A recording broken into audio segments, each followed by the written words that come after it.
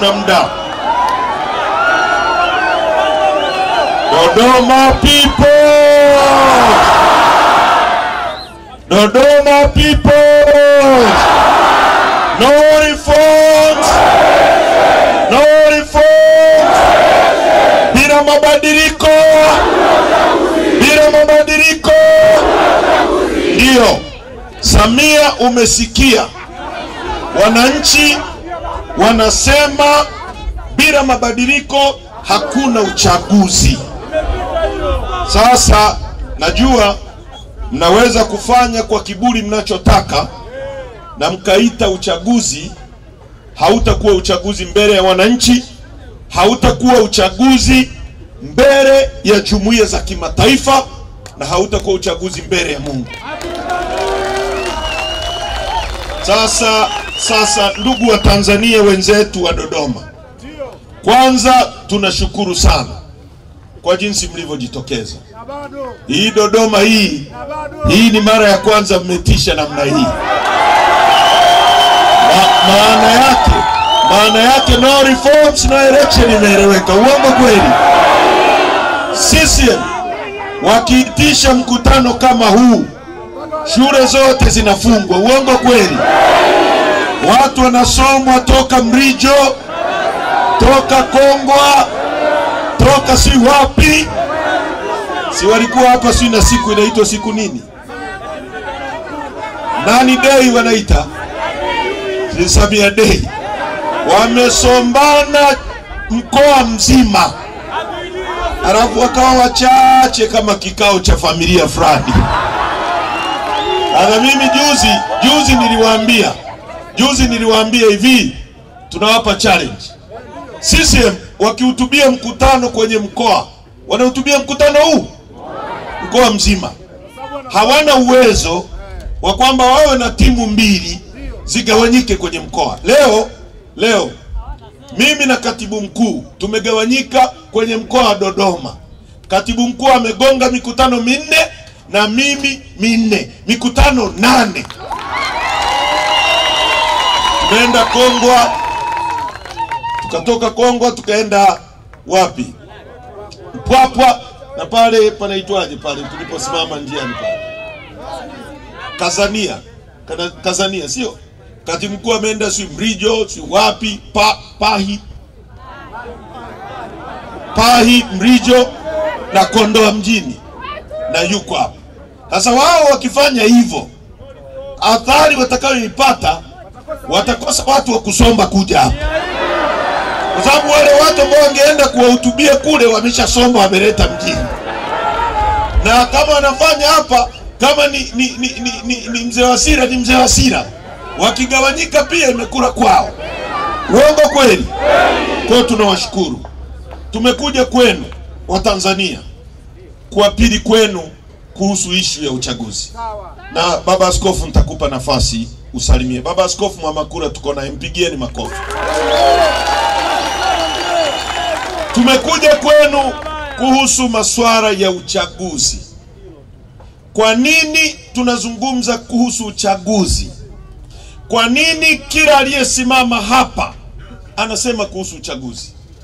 Nchi hii inaongozwa kwa propaganda. Tusipofafanua mambo to the dot, wanaweza kupata nafasi ya kupenyeza uongo. Ukifungulia redio za nchi hii, ukifungua redio za nchi hii, magazeti ya nchi hii, TV za nchi hii, ukisikia wanavyomzungumzia Rais Samia,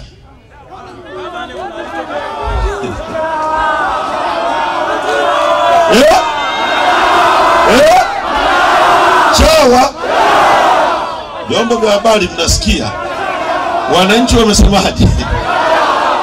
Kazi ya vyombo vya habari namba 1 duniani ni kuhabarisha watu.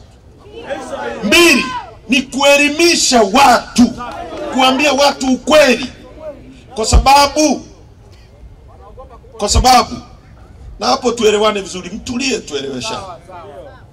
Mpigania haki za watu weusi anaitwa Steven Biko aliuawa Afrika Kusini. Alisema koti moja huwa naipenda sana. Alisema hivi, the most potent weapon in the hands of the oppressor is the mind of the oppressed. Kwa Kiswahili, naweza nisiwe Kiswahili kisiwe sahihi sana. Nisikilize, tutulie, kamanda tutulie. The most potent weapon in the hands of the oppressor is the mind of the oppressed. Silaha kubwa anayoitumia mdhalimu dhidi ya mtu anayedhulumiwa ni akili ya mtu anayedhulumiwa, au ni ubongo wa mtu anayedhulumiwa. Usipokuwa na uelewa, huwezi kujua unavyodhulumiwa. Usipokuwa na uelewa, unaweza kutishwa hata na kivuli chako ukakimbia. Kwa hiyo kazi ya vyombo vya habari ni kuelimisha umma. Umma ujue unavyoibiwa, rasilimali zao ni zipi, nchi yao ikoje, ili mfanye maamuzi, informed decision wanaita wazungu. Maamuzi ambayo yana taarifa, ufanye maamuzi yenye uelewa, informed decision. Watu wetu wanapewa chumvi, wanapiga kura kwa sababu they are not informed. Hawajui kitu wanachofanya uzito wake. Na ndio maana nataka mtulie kabisa, tueleweshane. Najua mnatupenda, lakini tulieni. Sasa ukisikiliza redio za nchi hizi na mzungumzia Samia, unaweza ukafikiri tuko Marekani. Unaweza ukafikiri tuko Uingereza au tuko nchi iliyoendelea sana. Ukishuka chini ukaona maisha ya watu, unaweza kulia. Tulienda Kongwa ambako Speaker Ndugai tulikuwa naye bungeni, amekuwa mbunge kwa miaka 25. Na mkoa wa Dodoma tuseme kwa ujumla, ukiacha barabara hii kuu ambayo imejengwa hata kabla ya Mwalimu inayoenda Mwanza, niambie barabara nyingine, na ukiacha hii ya kwenda inayopita Kondoa Arusha, na hii hapa mashimo ambayo yamejengwa hapa, mashimo tu unaweza kucheza draft hapo kwenda Iringa. Yani ni barabara imejengwa haina miaka mitatu. Mimi nilikuwa Ujerumani, kuna barabara za mwaka Como, kuna barabara za mwaka 1490 zipo, hazijai kubomoka. Leo hiyo barabara imejengwa haina miaka hata mitatu. Unaweza kucheza draft au ile nini tunaita kwa Kikuli ubwei bao. Yani sio. Sasa ukiacha hizo barabara, kuna barabara gani nyingine hapa mkoa wa Dodoma? Sasa ndugu zangu, ukisikiliza redio zetu zinazungumza kuhusu huyu mama, utafikiri watu wana maisha mazuri. Kumbe watu wana matatizo makubwa. Na ukishuka chini Dodoma, watu wanaishi kwenye vichuguu vinaitwa nyumba. Miaka 63 baada ya uhuru wa nchi yetu. The most potent weapon in the hands of the oppressor is the mind of the oppressed. Watu wetu wanaumizwa, nchi yetu inateketezwa, watu wetu wamefanywa maskini, umaskini wa kutengeneza, kwa sababu watu wetu hawana elimu ya kutosha, hawaelewi uzito wa maana ya kuwa rais wa nchi. Watu wanafanya comedy kwenye urais wa nchi. Urais wa nchi hauhitaji majaribio, unahitaji complete mind, ajue anabeba moyo wa watu milioni 65. Na michezo hii mingi inaanzia kwenye sheria zetu, kwenye katiba yetu. Ndio maana tumekuja kuzungumza na nyie wenye nchi. Katiba yetu japo mbovu, hii ya mwaka 77. Tawasomea vifungu kama vitatu, alafu nitajenga hoja zangu around hapo. Inasema hivi, ibara ya 8. Jamhuri ya Muungano wa Tanzania ni nchi inayofuata misingi ya demokrasia na haki jamii. Na kwa hiyo wananchi ndio msingi wa mamlaka yote, na serikali itapata madaraka na mamlaka yake yote kutoka kwa wananchi kwa mujibu wa katiba hii, kwamba wananchi ndio msingi wa mamlaka yote. Serikali yoyote itakayokuwa madarakani itapata mamlaka yake na madaraka yake kutoka kwa wananchi. B. lengo kuu la serikali, hiyo serikali iliyopata mamlaka kutoka kwenu, lengo lake kuu, lengo namba moja, kama hakuna hilo lengo haina maana ya kuwepo. Lengo kuu ni ustawi wa wananchi. Ustawi si serikali itawajibika kwa wananchi. Sasa serikali itapata mamlaka yake kutoka kwenu. Maana yake nini? Kwamba badala ya sisi wote kuwa marais, tunachagua mtu mmoja kwa niaba yetu, tunakaimisha sovereignty yetu kwake, kwamba akitupa order tumsikilize, akikomandi jeshi letu limsikilize, akikomandi vyombo vyetu vifanye. Tunampa hayo mamlaka kwa niaba yetu. Sisi wote hatuwezi kuwa marais, hakuna atakaye komandi mwingine, kutakuwa na chaos. Tunachagua bunge. Badala ya nyie watu wa Dodoma tuende pale ubungeni, watu wa Tarime waje, watu wa Msoma waje, watu wa Chamwino waje, watu wa kila sehemu, Ubungo si waje, Lindi, Mtwara waje hapo. Huyo aseme tuna shida na kiwanda kwa serikali, huyo aseme tuna shida na maji. Hakutakuwa na ukumbi wa kutosha, kutakuwa na chaos. Tunachagua mtu mmoja kwa niaba yetu akasimamie mambo yetu, sio mambo ya mke wake na watoto wake, akasimamie mambo yetu. Katiba inasema hivyo, na katiba inasema serikali itawajibika kwa wananchi kupitia bunge. Kazi ya bunge ni 3 tu. Mimi nimekuwa bungeni. Kazi ya kwanza kutunga sheria, registration, kutunga sheria, ndio maana inaitwa legislature. Kazi ya pili kuisimamia serikali, na kazi ya 3 kuiwajibisha serikali isiposikia. Kazi ngapi? Sasa kutunga sheria, mbunge anapaswa kwenda kutunga sheria nzuri, kwa sababu ni mwakilishi wako. Mbunge ni taxpayer representative, mwakilishi wa mlipa kodi. Kutunga sheria nzuri, kwa sababu sheria ni sheria tu. Ukisikia polisi anasema tii sheria bila shuruti, sio sheria zote tunapaswa kutii. Sheria za kijinga mbaya hatupaswi kuzitii, tunapaswa kuzidefy. Kwa sababu watu wa Dodoma, kwa sababu sheria ni nini? Hata wakoloni walitunga sheria ya kuuza na kununua binadamu, na ukikataa kuuzwa au kununuliwa umevunja sheria na unapata adhabu. Sasa ilikuwa sheria nzuri? Kisa tu ni sheria nzuri? Ndio maana hao wanatuambia ujinga. Tumetunga si sheria. Hatuwezi kutii sheria za kijinga. Ndio maana tunakuja kwenu wenye mamlaka ya mwisho na nchi hii. Sasa kazi ya mbunge ni kutunga sheria. Kazi ya mbunge ni kuisimamia serikali. Kazi ya mbunge ni kukuwakilisha wewe na kuiwajibisha serikali. Serikali isiposikia, mbunge haishughulikie.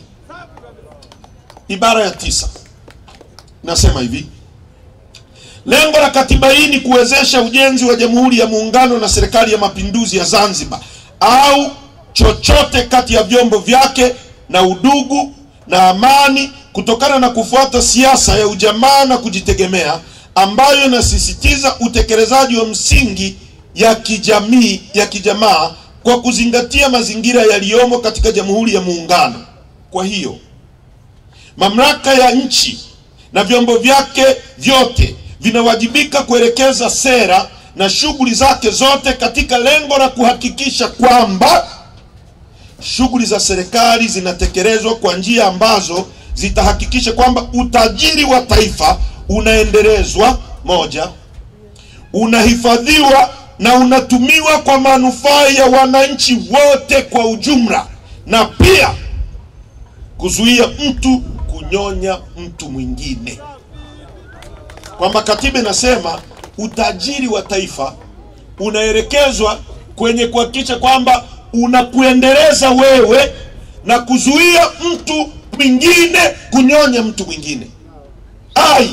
Kwamba matumizi ya utajiri wa taifa yatatilia mkazo maendeleo ya wananchi, na hasa zaidi yakielekezwa kwenye jitihada za kuondosha ujinga, maradhi na umaskini. Actually, cha kwanza umaskini, ujinga na maradhi. Kwamba utajiri wa nchi yetu utaelekezwa katika kuondoa nini? Umaskini, ujinga na maradhi. ndio makubaliano yetu na watawala wote waliopo madarakani.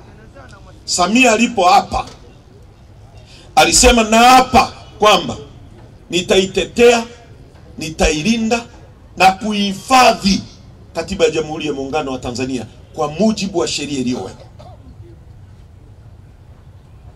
Na katiba inasema kazi yake serikalini iwe ni kusimamia utajiri wetu ili kuendeleza watu. Lengo kuu la katiba hii na serikali ni kufanya ustawi. Kwa kufanya ustawi maana yake nini? Uwe na kazi ya kufanya, uwe na chakula, utibiwe pazuri, uendeshe gari inawezekana, ulale pazuri, uishi vizuri. Na katiba ina insist kwenye utajiri wetu kutumika katika kutuendeleza sisi. Utajiri wetu ni upi? Nchi yetu ina ukubwa wa kilomita za mraba 945. Alikuwa anazungumza wakili Matata. Amesema Mwalimu alisema ili nchi iendelee inahitaji mambo mangapi? Manne. Inahitaji watu. Mwalimu alisema kuhusu watu. Leo tuna watu milioni 63. Inahitaji ardhi. Mwalimu alisema cha pili nini? Cha tatu akasema siasa safi. Siasa safi na uongozi bora.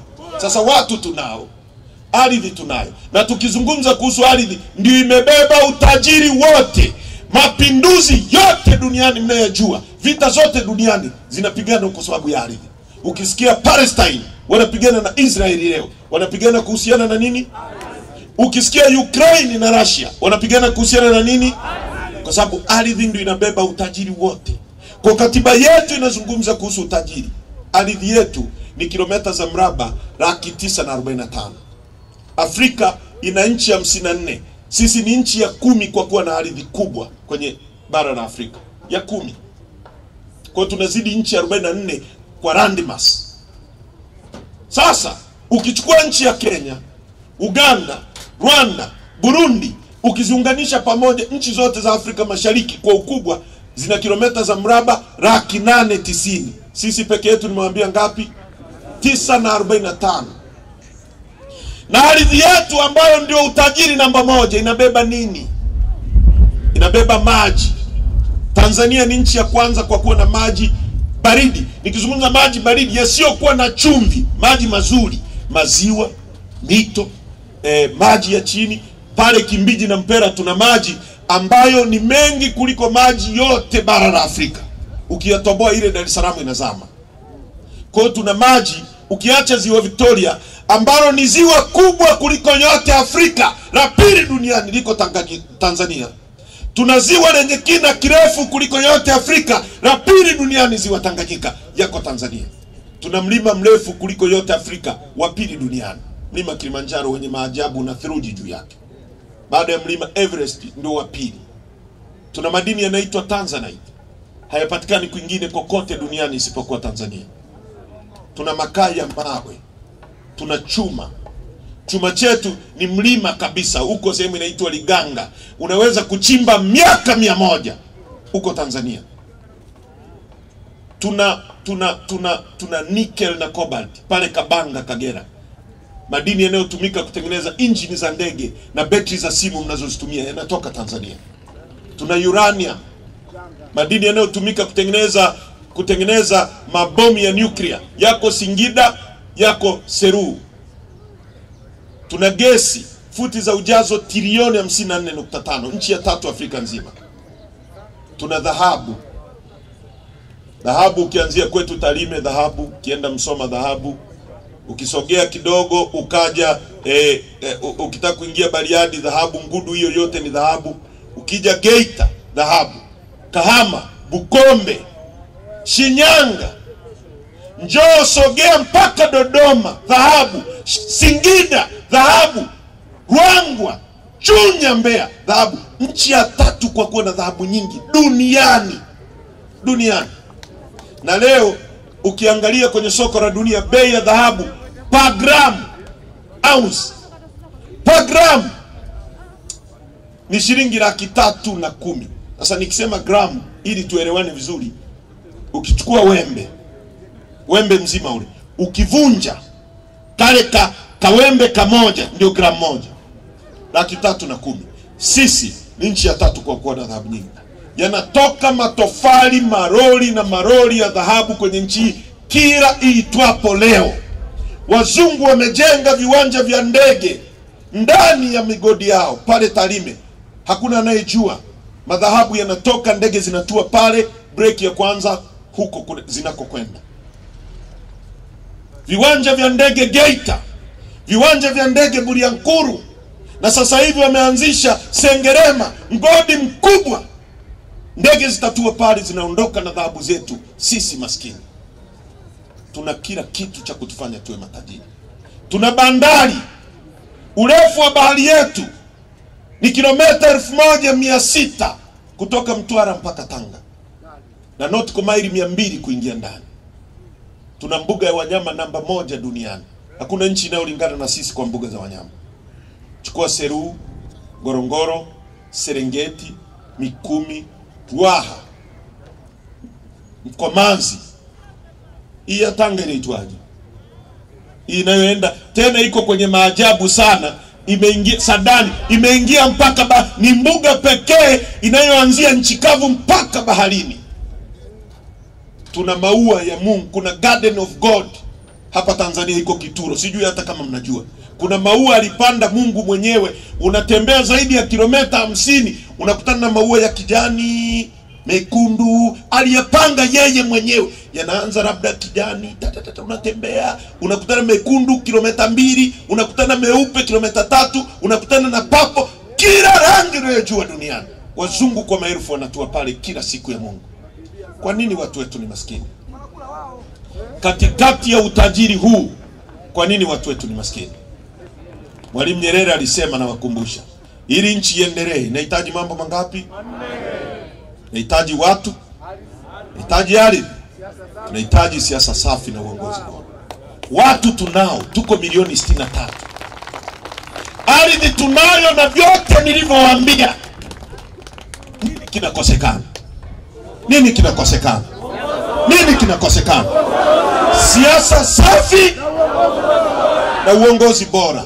Tatizo la nchi hii, ili tuitibu once and for all, ni uongozi wa nchi hii. Ni tatizo la kiuongozi. Tukilitibu, tumemaliza mzizi wa fitna wa nchi na kila mtu ataishi vizuri. Ndio maana tumekuja kwenu kuzungumza kuhusu uchaguzi. Asije mtu, kwa sababu nchi hii ujinga ni mwingi, wanaweza kuja hapa wakawaambieni, wale walikuja kuzungumza kuhusu uchaguzi, kwa sababu uchaguzi unawahusu. Wanawafanya nyie muhisi uchaguzi hauwahusu nyie. Wanazungumza uchaguzi kwa sababu uchaguzi ndio mzizi wa fitna wa nchi hii. Kenya wanasema siasa mbaya, maisha mbaya. Tunaelewana vizuri? Siasa mbaya, maisha mbaya. Kwa hiyo tukitibu tatizo la kiuchaguzi na la kiuongozi, tukapata competent leaders, watu wanaochaguliwa kutokana na meritocracy, what you have in your head, sio unamjua nani, tumetibu tatizo la nchi hii. Hebu fikiria hivi. Nika amezungumza kitu kizuri sana. Mwalimu Nyerere aliyefanya mambo makubwa kwenye nchi hii, makubwa, hakuwahi kupewa tuzo na bunge. Mwalimu Nyerere alijenga viwanda. Kuna viwanda vya nguo, Watex, Mutex, Dar Textile, Sungura Textile. Alijenga viwanda hadi vya radio, Philips pale Arusha, General Tires. Alijenga viwanda Kibo Matches vya viberiti. Alijenga viwanda vya sukari.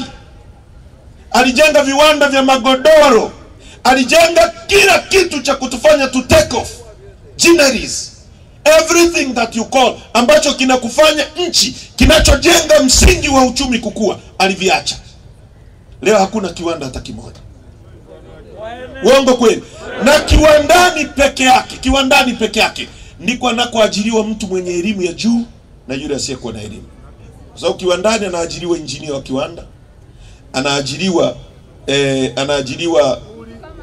ataajiriwa mtu wa mahesabu, ataajiriwa human resource manager. Kiwandani pia atakuwepo na mama ntilia anayewauzia wafanyakazi wa kiwanda. Kiwandani atakuwepo na technician. Kiwandani atakuwepo na mbeba mizigo. Kiwandani atakuwepo mwendesha lori. Kiwandani kila mtu anaajiriwa, mwenye elimu ya juu na asiyokuwa na elimu. Viwanda vyote vimekufa. Sasa tumekuwa nchi kila tunachokusanya tunakiexport kwenda nje kuagiza vitu. Huwezi kuwa nchi ambayo kila unachokusanya unakitoa kesho yake. Huwezi kutengeneza base ya ajira. Haiwezekani. Kwa sababu gani? Nisikilize. Sikilizeni niwaambie. Hapo kwenu kulikuwa na kiwanda cha magodoro Dodoma. Uongo kweli? Sikilikuwa Dodoma. Kiliajiri watu wa wapi? Wa Dodoma.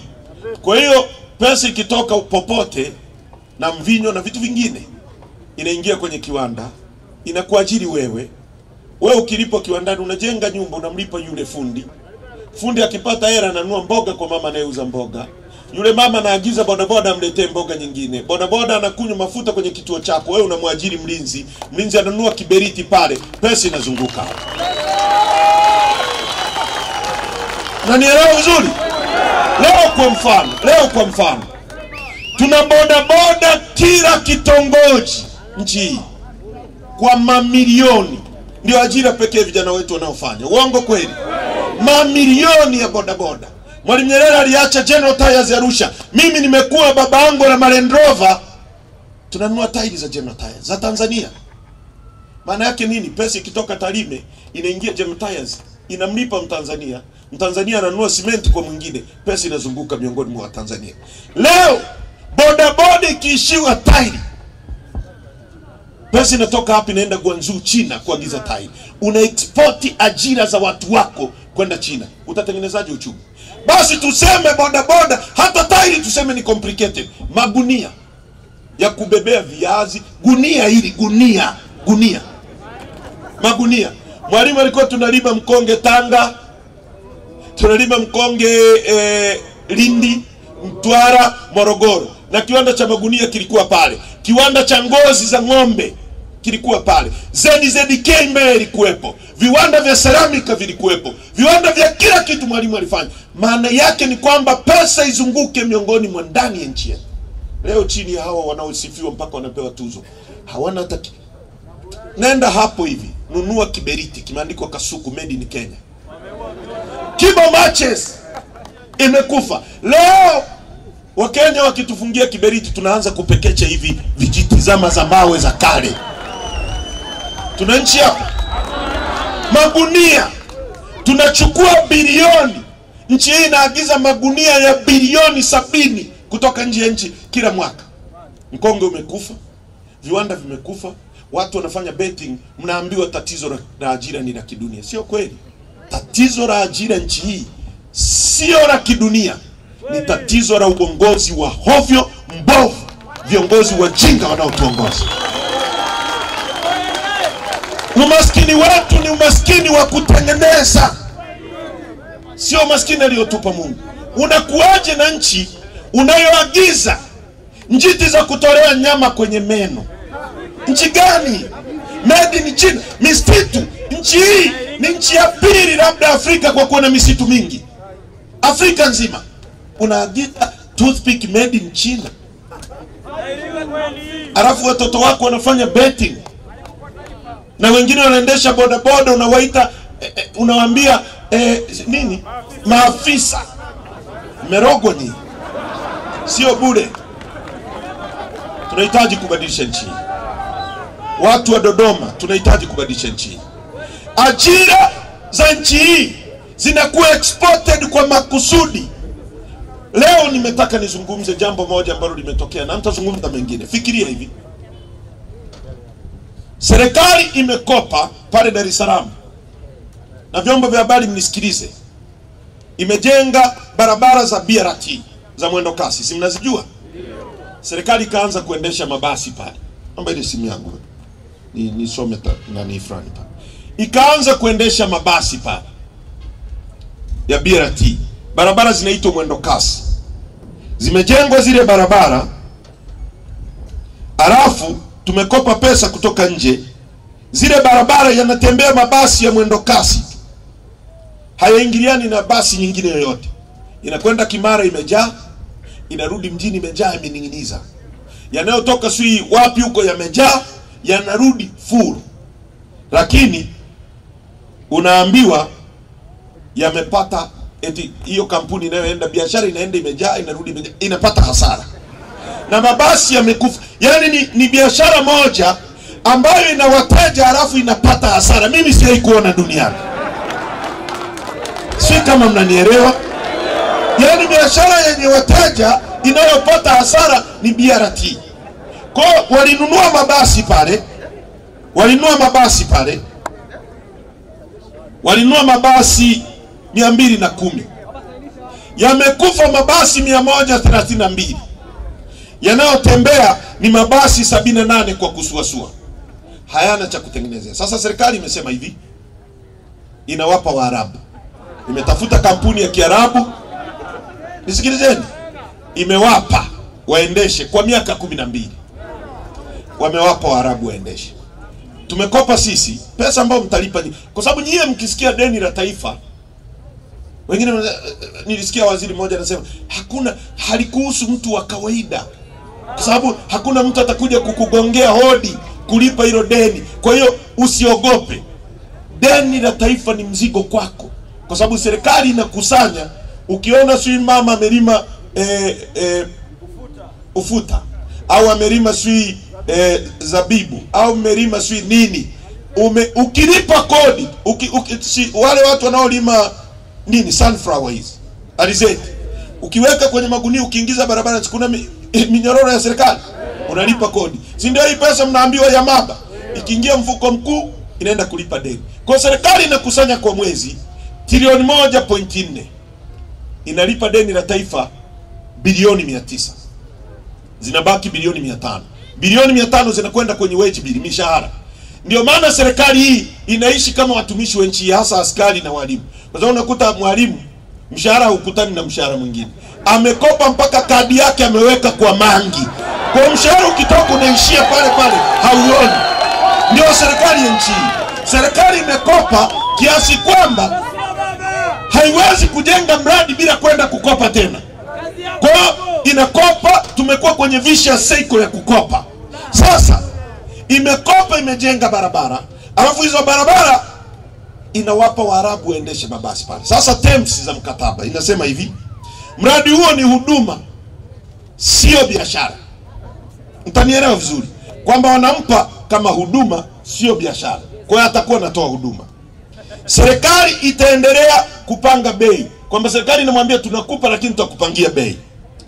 Kwa mtu wa kawaida utaona hapo serikali inataka kudhibiti tusiumizwe na huyu Mwarabu, kwamba serikali itafidia. Yani yule mtu kama walikubaliana kwamba atakusanya bilioni 800 au milioni labda tuseme bilioni 1 kila mwezi, ikitokea amepata hasara serikali itamfidia. Yani akasema mimi mwezi huu nimekusanya milioni 500 kwa sababu wewe ndio ulinipangia bei. Kwa serikali inalazimika ichukue milioni 500 kwenye sehemu nyingine imlipe yeye hiyo hasara. Mwekezaji atapewa gesi. Yale mabasi, serikali imenunua mabasi hayo yako bandarini, inampa yote.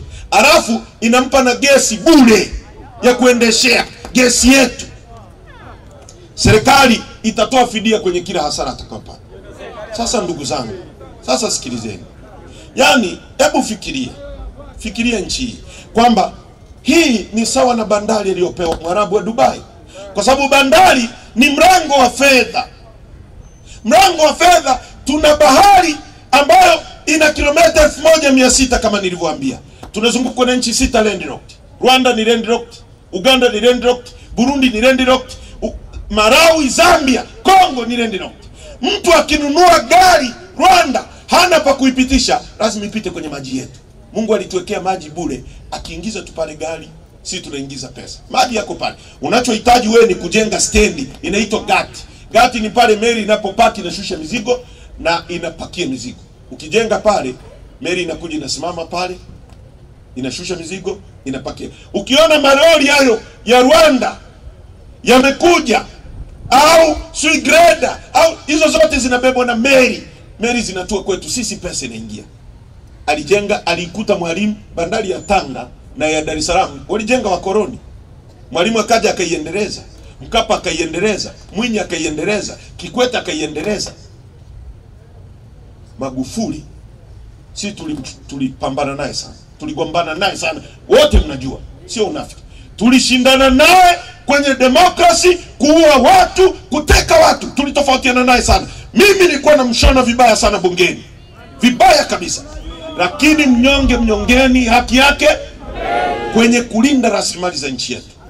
Akasimama pale, akaiendeleza ile gati namba 1 mpaka 8, akanunua mashine mpya 0 hours ili bandari yetu iwe competitive kuliko bandari ya Beira na bandari ya Mombasa. Watu waopti kupitisha mizigo hapa kuliko kupitisha Mombasa, si tupate uchumi zaidi. Amenunua zile mashine. Huyu mama amekuja hapo, amewapa Waarabu wa Dubai wako 3,000,000. Mwaka 61 walikuwa 70,000. Leo wako 3,000,000. Sisi tuko 63,000,000. Amewapa hizo bandari uendeshe mpaka kiama. Kawapa, walichofanya wamechukua zile mashine alizonunua Magufuli, wamebandika mabango yao ya DP World, wameanza kupiga kazi hawajaongeza kitu hata hiki pale bandari. Tukisema haya wanatuwinda watuue. Na tuna watu wanaitwa usalama wa taifa. Tunachosema haya si ni mambo ya nchi yetu. Hata kama wewe leo nimekutana na Job Ndugai, na waeleza nyie ambao mko kwenye mamlaka, mnajiona nyie ni miungu watu duniani hapa, hatuishi milele.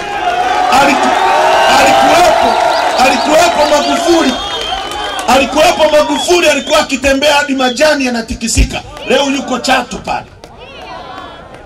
Leo nimekutana na Job Ndugai ambaye alikuwa anatembea na gari msafara na gonga kifua. Tumekutana naye tunaingia Kibaigwa, ana kagari kamoja. Naona mtu anapunga mkono, shusha kio, ni Job Ndugai. Wazungu wanasema power is transient.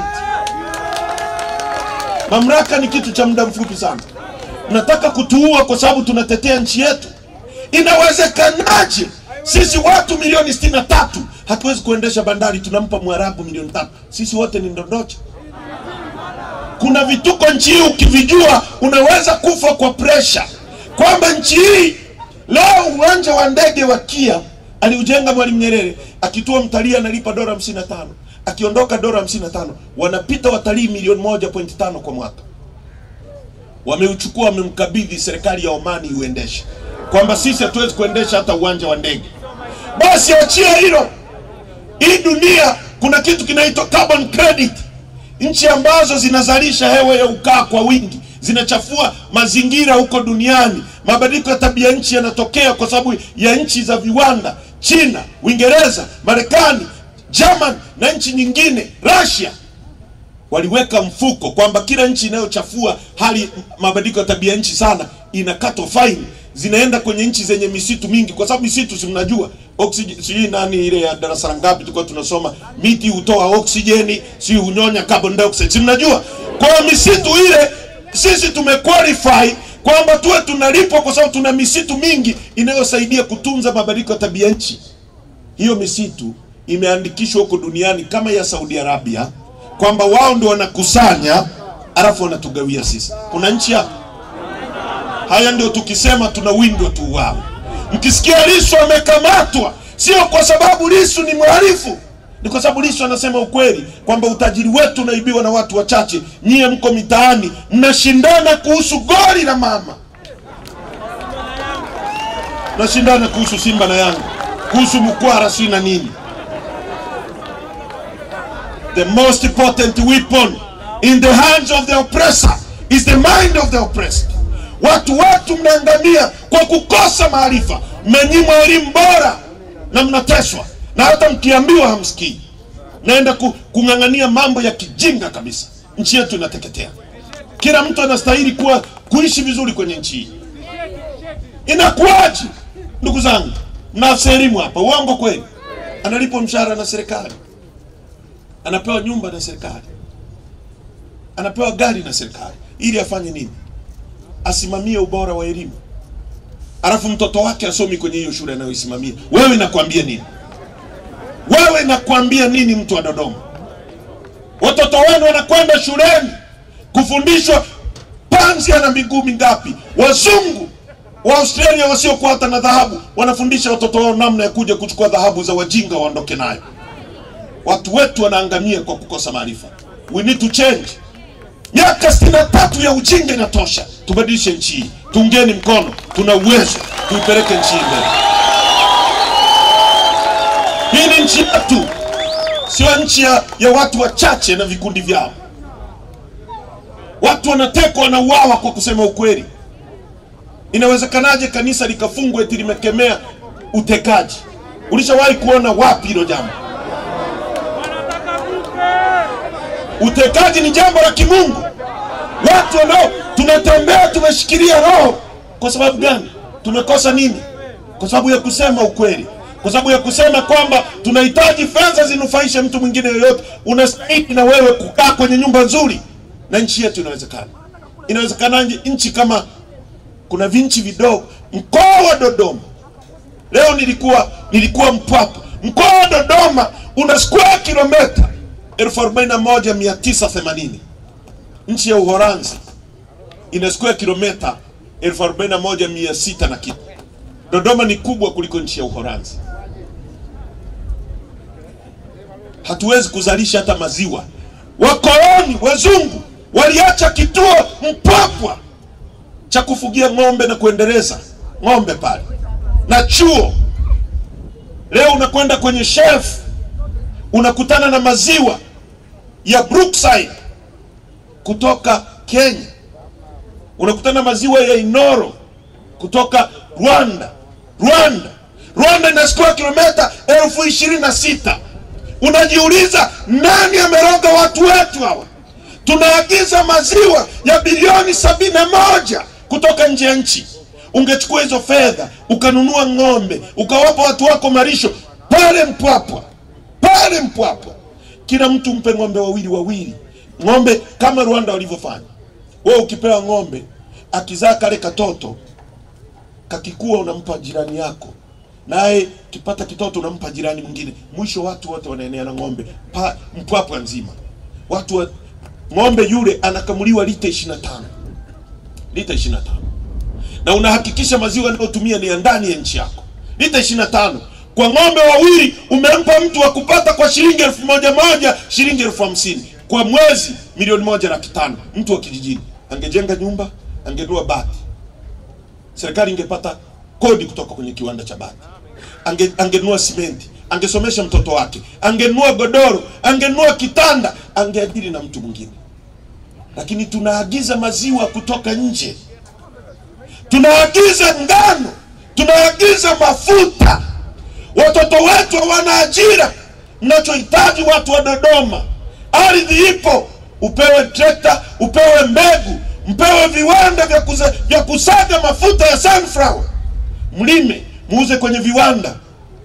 Upate pesa ujenge nyumba, uendeshe gari. Kinachohitajika ni akili. Tunaagiza ngano ya bilioni 560. Tunaagiza ngano, andazi linaloliwa Chamwino au Mrali tulikokuwa. Ngano umetoka Ukraine. Mwalimu aliacha mashamba Basot. Nini CCM wamefanikiwa? Niambie kitu kimoja walichofanikiwa. They have failed our country. Wameangusha nchi yetu. Kwa kila mwaka wanaiangusha nchi yetu. Wanatesa watu, watumishi wa umma wanalia, walimu wanalia, askari wanalia. Fikiria, juzi Wizara ya Mambo ya Ndani inajadili budget. Budget ya Wizara ya Mambo ya Ndani ni kuhusu maisha ya askari. Hawa askari sisi Chadema tuna ugomvi nao sana. Sio hao wa chini wanaoagizwa. Tuna ugomvi nao sio kwa sababu hatuwapendi, tunaelewa umuhimu wao. Hawa watu ni noble profession, ni kazi ya kitume, ni mtu amekula kiapo cha kufa kwa ajili yako. Risasi ikipigwa hapa, sisi tutakimbia kwenda kule, wao watakimbia kuifuata risasi ili watuokoe sisi. Hao sio watu wa kuchezea. Hawa watu tangu tutoke madaraka sisi tuliwatetea hawa. Posho kaongezeka ikawa 300,000 mwaka 2015. Leo tangu tutoke hawajai kuongezewa hata 100 na wanakopa hata hiyo posho. Juzi Wizara ya Mambo ya Ndani inasoma budget, badala ya kujadili maisha ya askari wanajadili eti mama na tukano. Eti hiyo ndio kujadili mambo ya ndani ya nchi.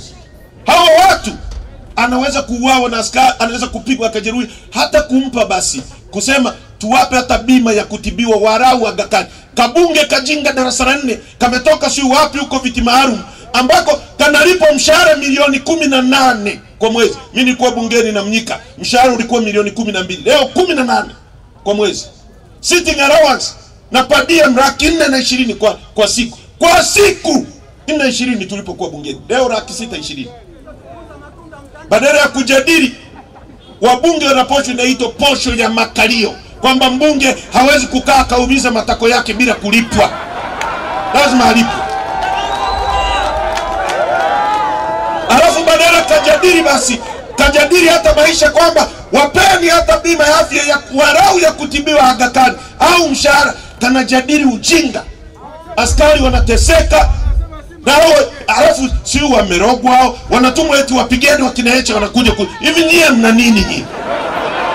Sisi ndio watetendo mnatumwa kutupiga. Na mwingine alikuwa hapa sio anaitwa nani? Noto. Alikuwa anapiga kifua. Nye. Amestaafu saa hizi nasikia ni mlinzi kwa Wachina huko, anafungua mageti. RPC mzima anahangaika na geti la Mchina.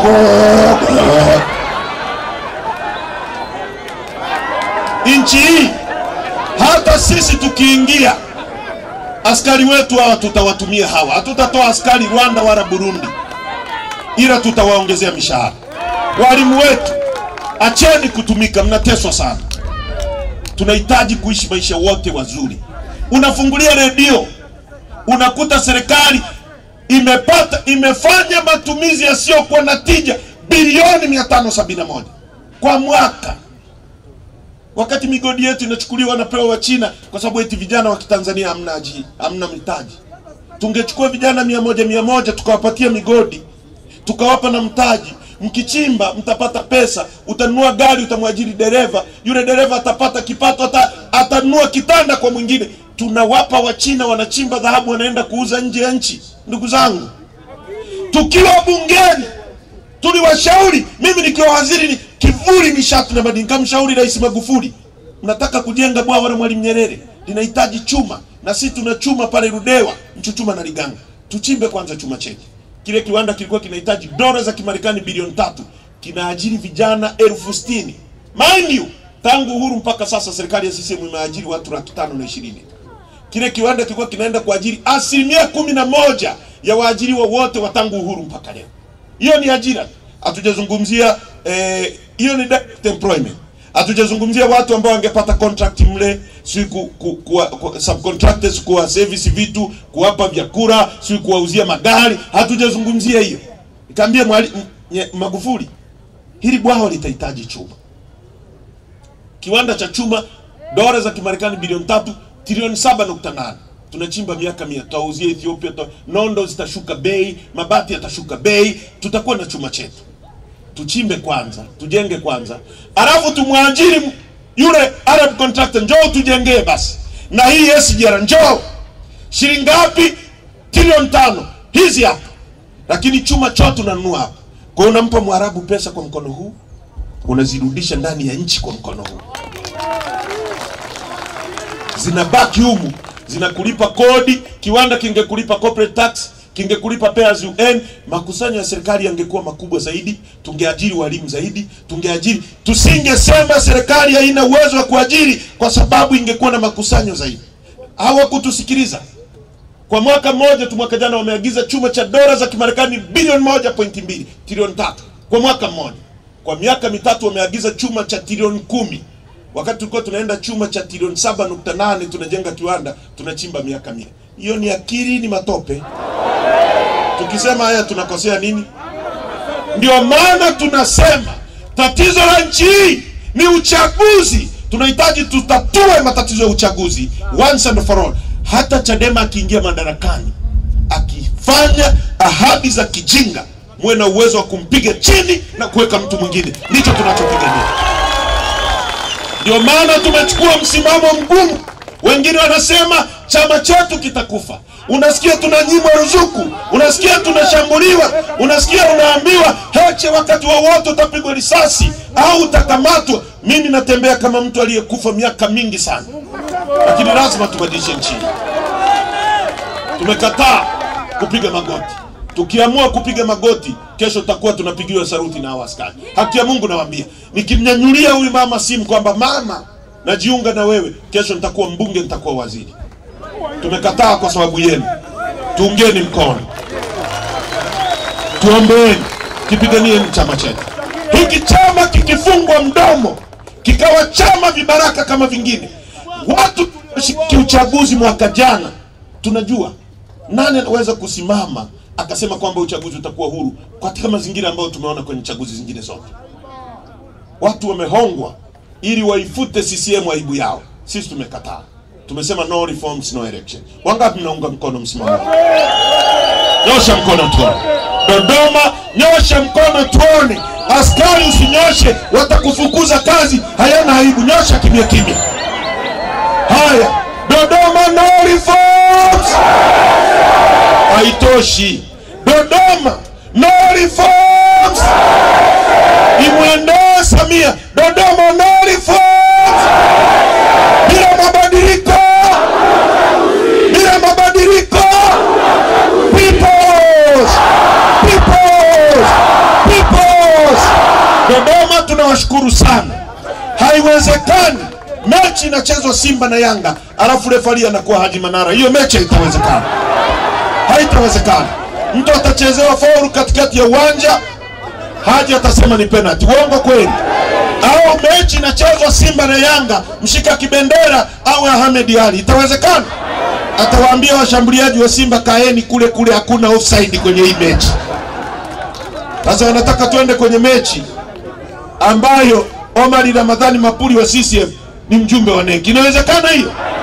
Na wanaunda chama kikaragosi ili kiwafute hiyo aibu. Alafu watu ambao walikuwa na sisi, wengine hawajawahi kushinda uchaguzi wowote, eti wanasema tunaogopa. Mimi naogopa uchaguzi? Au Mnyika amekuwa mbunge miaka 10. Lissu amekuwa mbunge miaka 10. Mimi nimekuwa mbunge. Sisi tunaogopa uchaguzi sisi? Alafu watu ambao wamegombea miaka 20 hajawahi kushinda hata kitongoji nasema ngenge wanaogopa uchaguzi.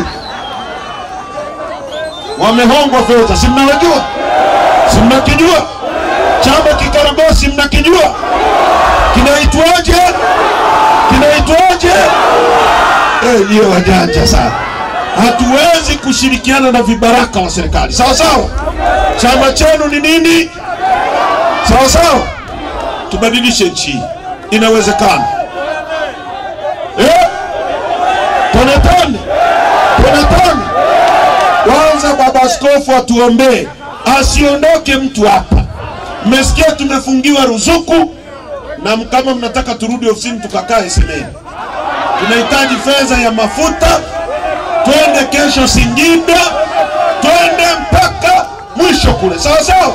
Mpaka Kigoma. Baba askofu karibu tuombea, alafu tuende kwenye Tonetone.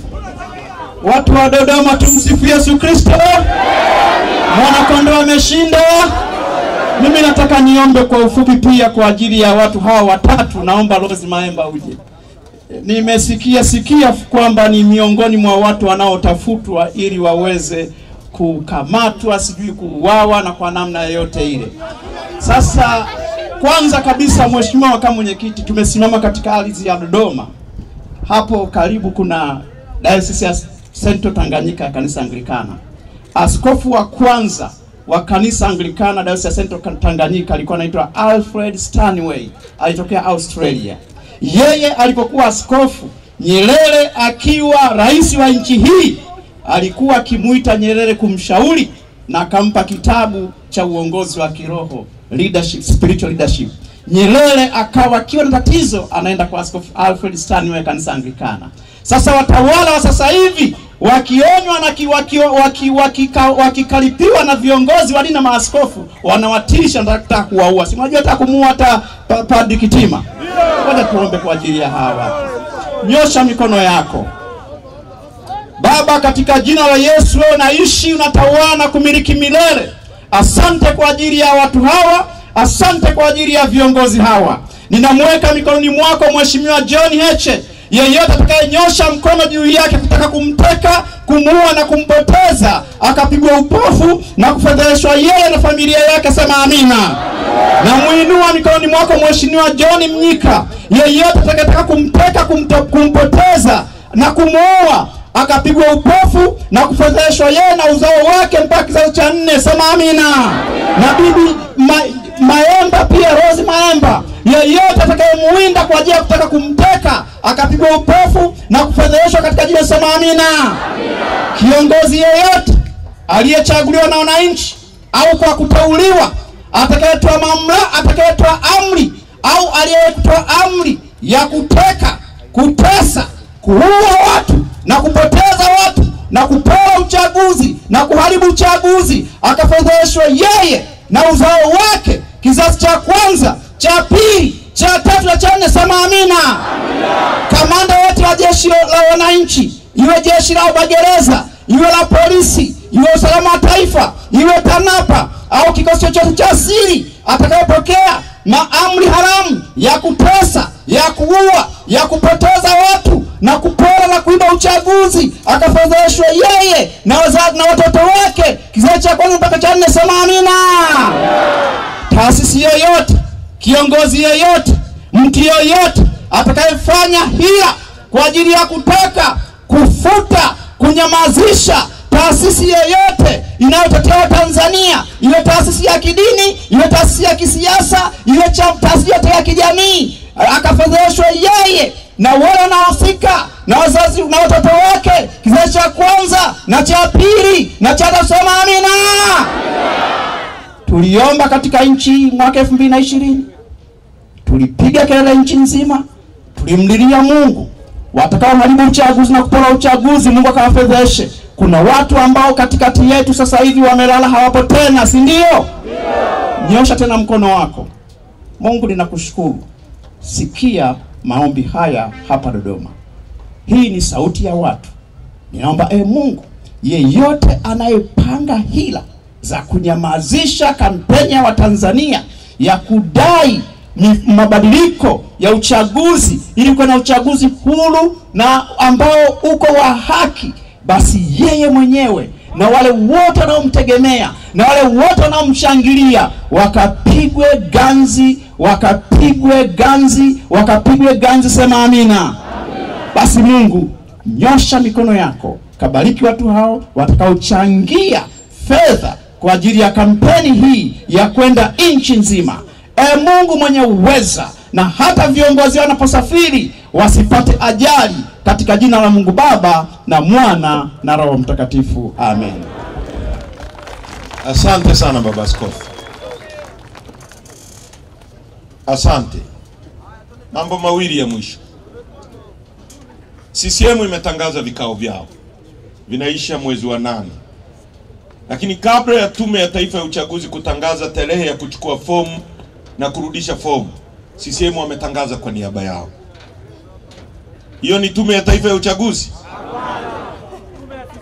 Hiyo ni tume ya CCM. Kwa hiyo ndugu zangu, haiwezekani mechi inatangazwa Simba na Yanga, alafu Yanga wanatangaza tarehe, mechi, uwanja na refari. Hiyo mechi haiwezekani kabla ya TFF. Inawezekana kweli? Tusikubali ujinga huu. Kwa hiyo tafadhali tuungeni mkono. Na sasa tuko tayari. Katibu mkuu atakuja huko, mimi ni hapa. Na wengine watapita huko kwa wale walioko mbali. Tuje hapa kwa tone. DJ, one love sasa. Gonga one love. Na tunahitaji tone. Lete mfuko ule.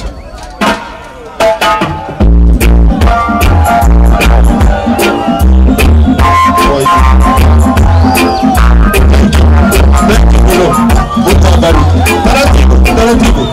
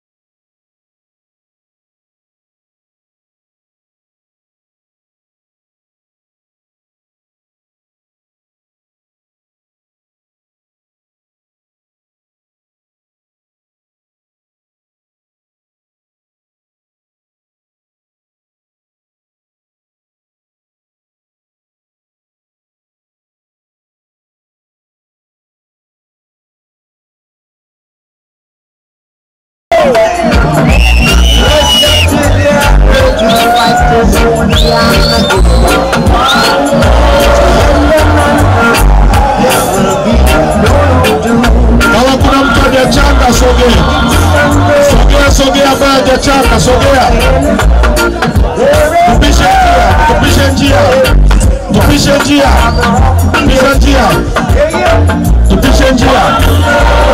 Kuna ambaye hajachanga.